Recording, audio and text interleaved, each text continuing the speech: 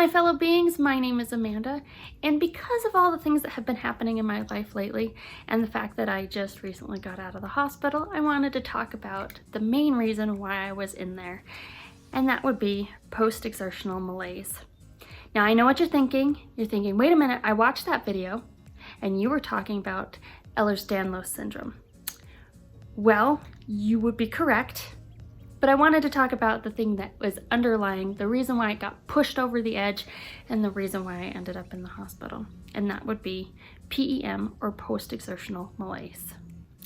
Don't worry, I will be covering Ehlers-Danlos syndrome in another video, so don't panic. Don't think I'm not going to talk about it. But today I'm going to talk about PEM. So the question that is asked is, what exactly is PEM, or post-exertional malaise? Now, according to meaction.net, which I do quote quite a bit, but they have a lot of really good information, they say post-exertional malaise, PEM, is a worsening of ME symptoms after minimal physical or mental exertion.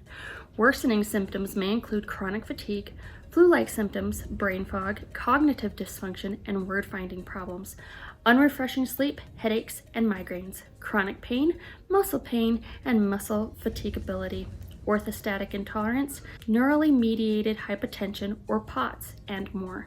The onset of PEM can be delayed 24 to 72 hours, and depending on ME severity, can last days, weeks, or even months. So imagine running a really long race, or you're lifting weights, and afterwards you are exhausted, your muscles ache, you are so tired. And the next day, you probably can barely move. But you know why your muscles are hurting, and you know why you're exhausted. Now imagine that you have spent the day reading a book, and it's a really good book, and you don't want to put it down.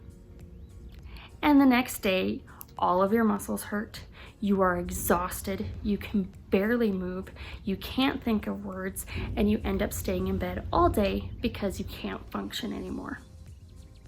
That would be post-exertional malaise, because it is physical or mental. So imagine not even being able to read a book for very long, which is why I listen to a lot of audiobooks, because reading for long periods of time makes me exhausted, which is really sad because I used to read a lot, which I can't anymore. The other thing about PEM is that sometimes you have no idea what you did. So you could just wake up and all of your muscles hurt, you can't think clearly, you can't move, you're stuck in bed, and you cannot, for the life of you, figure out what you did in the first place to put you in that situation. You could have just, walked for 3 seconds longer than you should have. Or maybe you took your dish from dinner to the sink. Or maybe you decided to bend over and pet your cat. That could have put it over the edge. So you have no idea. That is why health journaling is a big deal. And that is why I have a lot of health journals. Health journal. Health journal. Health journal. Health journal. Health journal. My most recent one is health journal. Yes, it is Star Trek because I am a Trekkie, which is why I'm wearing a Star Trek shirt right now. Health journaling is super important. It tells, in my health journals, it says things like what I ate that day, how long I was in bed, pills that I took that day, tells about the day, things I succeeded at, things I failed at. So health journaling is very important, which is why I have so many flippin' health journals. But that is important for PEM. That way you know what activities cause what, because a lot of times you're not going to tell, because it can start 72 hours after you've done an activity. So you really have to be on top of things. When someone with ME is experiencing PEM, we call it a crash. So when I say I'm having a crash, it means that my PEM levels are through the roof and I can't really move. And it is a crash that is what caused me to have so many ER visits, home care coming to give me IVs, and then me ending up spending the night in the hospital. In the long run, it ended up being Ehlers-Danlos syndrome, but it was PEM that pushed everything over the edge, and I was going through a major crash. Now, mind you, I have been going through a crash since before the new year. It's been one very long crash, and this last month has just gone really bad, so not a great month. The flare is what made me so weak, and that is what caused the Ehlers-Danlos syndrome to cause damage in my neck, which is what sent me to the ER for the last time. The Centers for Disease Control and Prevention, the CDC, outline different types of exertion that may trigger PEM and how it impacts patients, noting some may be housebound or completely bedbound during a crash. People with ME may not be able to predict what will cause a crash or how it will last. Examples of PEM given by the CDC are attending a child's school event may leave a patient housebound for a couple of days, unable to do needed tasks like laundry. Grocery shopping may cause a crash that requires a nap in the car before driving home or a call for a ride home. A shower may leave a patient bedbound and unable to do anything for days. Keeping up with work may lead to spending evenings and weekends recovering. So the question is, how does someone prevent PEM or recover from it? And that is knowing your limits and sticking to it. Again, that is where health journaling comes in. Before I started this intensely long crash, I knew that I could go scuba diving, and I knew how long it was going to take me to recover from it. I knew that as soon as I got out of the water, I had to put on my swim coat, which is a giant coat that is for swimmers, because I knew that as soon as my muscles got cold, they would start to seize up on me and I would be in horrible pain. If I successfully got the coat on, then I knew that on the drive home, my muscles would seize and I would be in a lot of pain driving home. I knew that once I got home, I would need help getting up the stairs. And I knew that as soon as my shower was over, I would be crying in bed and I wouldn't be able to move for at least 3 days. So the question is, why would you do that to yourself? Why on earth would you do that? Because I really love scuba diving and I called it worth it.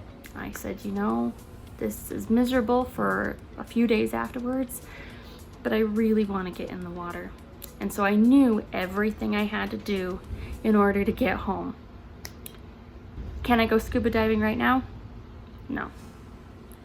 That is one thing that has been taken away for the time being. The CDC says patients need to determine their individual limits for mental and physical activity and plan activity and rest to stay within these limits. Some patients and healthcare providers refer to staying within these limits as staying within the energy envelope. Healthcare providers need to keep in mind that when patients with ME exceed their individual capacities, PEM and serious deterioration of function may result. In general, patients should not push themselves beyond their capacities, as this may exacerbate the symptoms and trigger PEM. When patients experience improvement, activities can be cautiously increased with monitoring for any negative effects. Patients need to be advised about push and crash cycles. Patients sometimes respond to having a good day by subsequently doing too much to make up for lost time and then relapsing.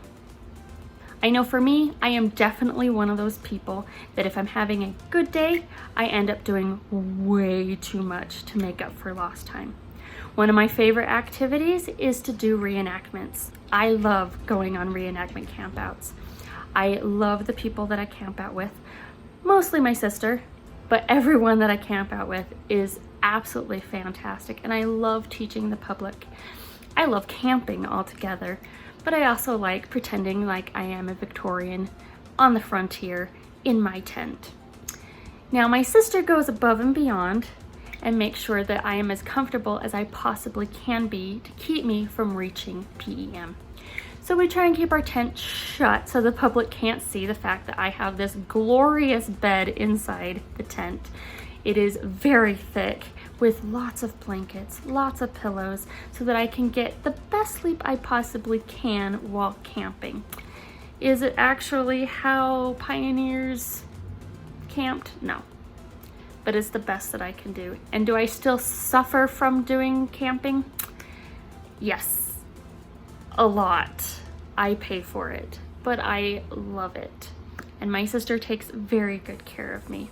And most of the people that are in our group know that I have limitations, and they try and be as nice as possible to me, especially if I am looking really sick. So, you know, they try. Unfortunately, because of the current events that are happening right now, all of our reenactment campouts have been canceled, which has killed me. But in all honesty, I don't know if I could go camping right now, even if I wanted to. So that's one more wonderful thing that I can't do. So MeAction.net goes on to say that the distinctive characteristics of post-exertional malaise are confirmed by scientific research. Exertion includes abnormalities in cognitive functioning, immune activation, gene expression, and endogenous pain inhibition in ME patients that were not seen before exertion or in healthy controls. Most importantly, PEM can be demonstrated by a 2-day cardiopulmonary exercise test, CPET procedure. On the second day, CPET ME patients display a significant drop in VO2 max and maximal workload that is not seen in healthy controls or other diseases. These objective measures track strongly with the presence, severity, and duration of PEM. A 2015 review of literature by the National Academy of Medicine concluded there to be sufficient evidence that PEM is a primary feature that helps distinguish ME from other conditions. Disagreement exists, however, on the precise nature of PEM and how it should be defined, with some diagnostic criteria emphasizing muscle weakness and others a more general form of fatigue and exhaustion. So PEM is found scientifically to be real, which is really important because a lot of people still believe that everything surrounding ME, POTS, PEM, is a mental condition and not an actual physical condition, especially in the US. So hopefully with all of these scientific studies, it will finally be proven that it's not all in our heads, which it's not all in our heads. There's just a lot of stigma that comes with this illness. And hopefully with these scientific studies, doctors will start treating us with more respect and start giving us the proper treatments. Someday I will be able to do a few more activities than I can right now, but for right now, I'm gonna take it slow and steady and try and get back to where I was. It's gonna be one simple step at a time. Don't forget to be kind. Kindness is free, so give it out to everyone. And remember to like and subscribe, and I will see you later. Bye.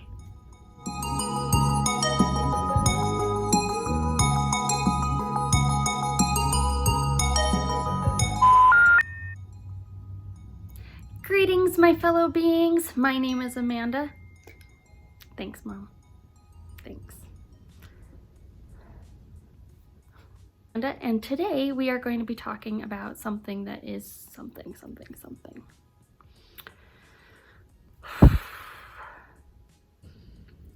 Good job leaning, weirdo. Includes exertion induces abnormalities in cognitive functioning, immune activation, gene expression, and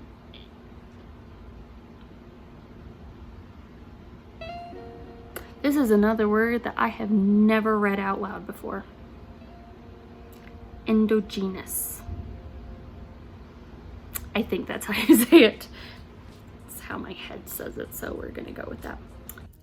As I get closer. In 2015.